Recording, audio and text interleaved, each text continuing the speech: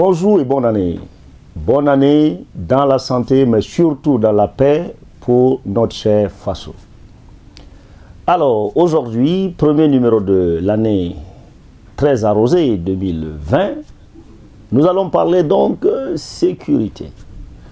Interpellé le 28 décembre dans le cadre de l'affaire Yirgou, où des membres de la communauté Peul ont été massacrés en représailles d'attaques terroristes qui avaient ôté la vie à un responsable coutumier Mossi et quelques-uns de ses proches, le responsable du groupe d'autodéfense Korloéo de Boulsa, Eladji Bourema Nabanka, devrait être présenté à la justice très indépendante du Moutaland.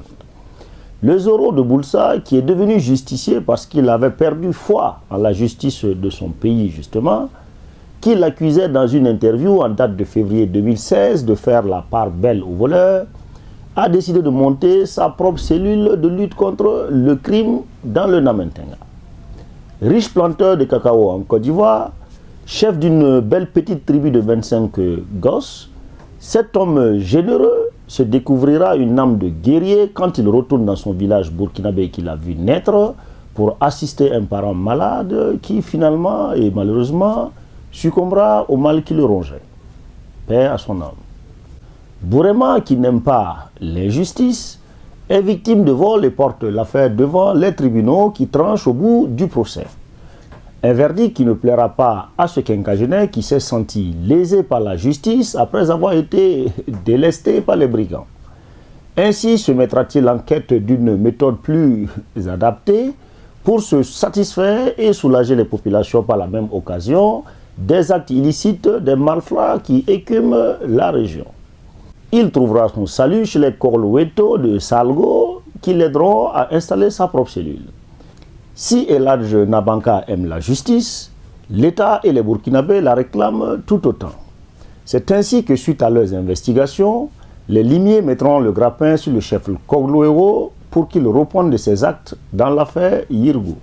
Une arrestation qui ne sera pas du tout du goût des populations de Boulsa et environnants, mais surtout des membres du groupe d'autodéfense aux méthodes d'une autre époque. Résultat, commerce et autres étals fermés, manifestations pour réclamer la libération sans condition du Tché Bouremo Nabanka, barricades sur des axes routiers et j'en passe. Voici un pays de paradoxes.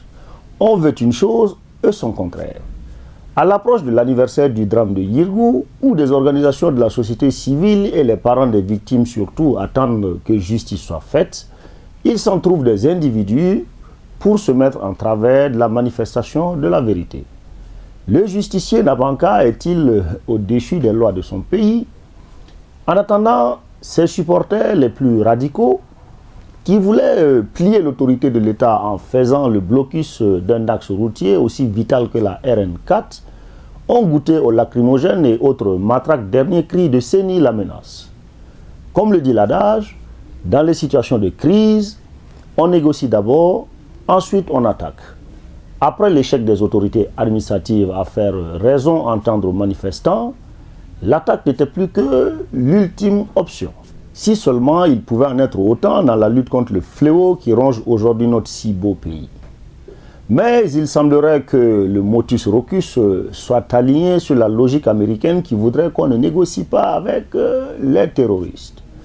En attendant, 2020 s'annonce une année très arrosée. Alors pensez à ne pas trop lever le coude.